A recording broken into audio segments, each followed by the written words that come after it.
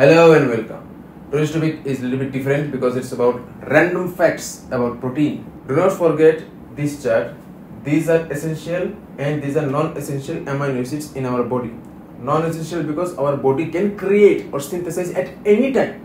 But this essential amino acid our body cannot create. We're totally dependent on diet. फिर मैंने primary, secondary, tertiary and quaternary structures के बारे में बात किया था. अब इसको पहचाने कैसे? पहचानने का एक तरीका है, वो है एडवांस टेक्निक के जरिए, वो भी डीएनए सीक्वेंसिंग में. अब डीएनए सीक्वेंसिंग क्या है, एडवांस टेक्निक क्या है, वो सब हम बाद में बात करेंगे. मगर जब ये सब पहले आविष्कार हुआ था या जिसने डिस्कवरी किया था, तब पहले के टाइम पे क्या होता था, प्राइमरी स्ट्रक्चर को पहचानने के लिए पहले चलता था मास स्पेक्ट्रोमेट्री. ये क्या है बाद में बात करेंगे. सेकेंडरी और टर्शियरी स्ट्रक्चर्स को पहचानने के लिए यूज होता था nuclear magnetic resonance spectrometry, NMR spectrometry. अब ये क्या है वो भी हम बाद में बात करेंगे. फिर टर्शियरी स्ट्रक्चर को पहचानने के लिए यूज होता था एक्सरे क्रिस्टलोग्राफी. अब ये क्या है वो भी हम बात करेंगे. Another random fact about protein is almost everyone in this planet nowadays go to exercise.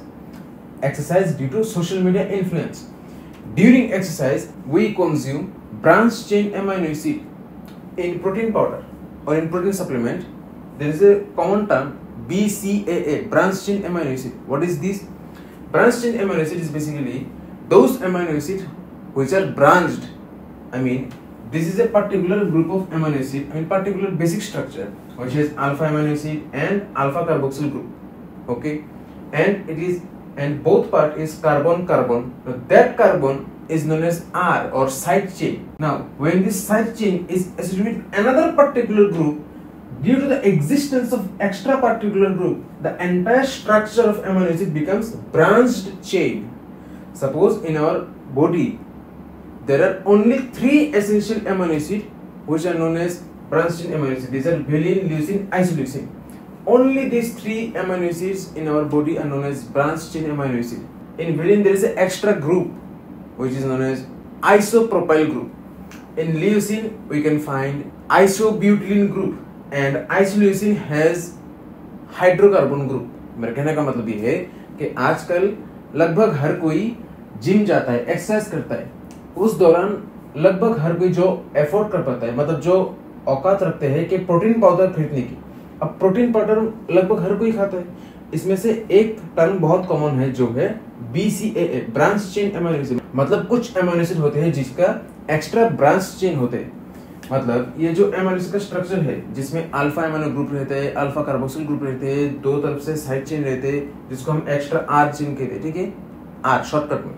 अब जब ये एक्स्ट्रा साइड चेन दूसरा कोई स्पेसिफिक ग्रुप के साथ जुड़ा हुआ है, अब ये दूसरे ग्रुप के लिए पूरा एसिड का स्ट्रक्चर को हम कहते हैं ब्रांच चेन. जैसे हमारे शरीर में 3 एसेंशियल अमीनो एसिड ऐसा है जिसमें ब्रांच पैटर्न है, वो है वेलिन, ल्यूसीन, आइसोल्यूसिन. ये तीनों को छोड़ के और कोई भी essential amino acid branch chain है ही नहीं. नॉन एसेंशियल तो बिल्कुल भी नहीं है. ब्रांच चेन अमीनो एसिड सिर्फ और सिर्फ एसेंशियल अमीनो एसिड में ही रहता है और वो भी 3, valine, leucine, isoleucine.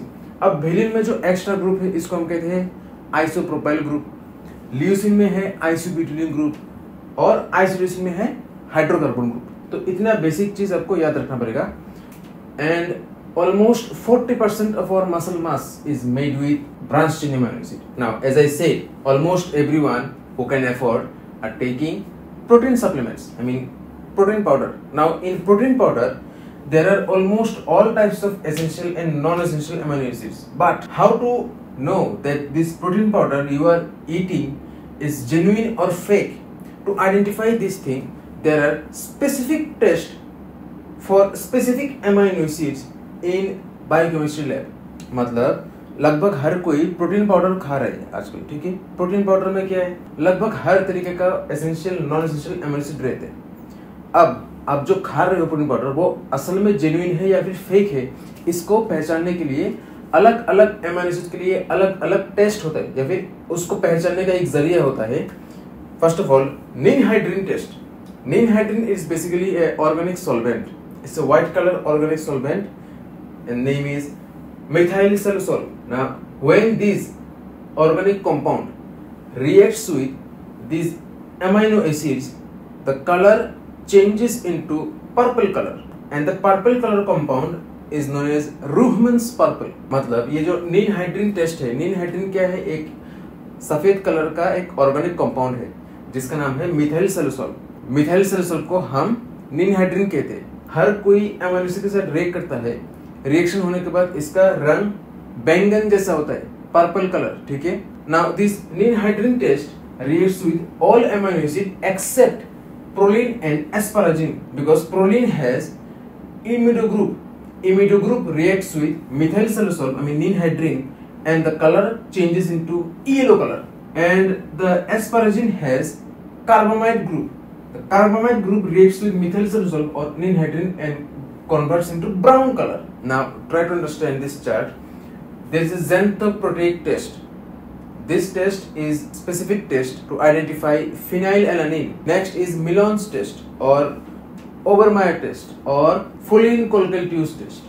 All these tests, any one of these tests helpful to identify tyrosine. मतलब टायरोसिन जो अमीनो एसिड है इसको पहचानने के लिए आप बायोकेमिस्ट्री प्रैक्टिकल लैब में या तो मिलोन्स टेस्ट करो या फिर ओबरमेयर टेस्ट करो या फिर फोलिन-कोल्के-ट्यूस टेस्ट करो।